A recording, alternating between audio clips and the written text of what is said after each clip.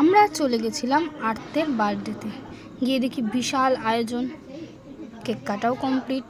এদিক ওদিক একটু ঘুরে দেখার পর আমরা চলে গেলাম খাওয়া দাওয়ার জায়গায়। লেবু দিয়ে শুরু, তারপর চলে এলো স্যালাড, স্যালাডের পরই চলে এলো কাসুন্দি।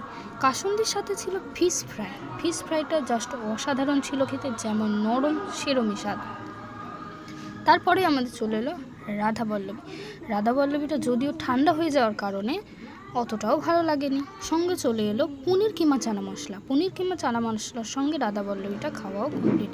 তারপর চলে এলো আমাদের বাঙালির যেটা সব থেকে প্রিয় সাদা ভাত, যেটা না হলে ভুরি ভোজ অসম্পূর্ণ থেকে যায়। সঙ্গে চলে এলো পমফ্রেট মাছের ঝাল। পমফ্রেট মাছের ঝাল দিয়েও খাওয়া শেষ। তারপরে চলে এলো বাসন্তী পোলাও। বাসন্তী পোলাওর সঙ্গে ছিল মাটন কষা। মাটন কষাটাও খেতে সেই স্বাদ। তারপরে চলে এলো আম আনারসের চাটনি, তারপরে পাঁপড়।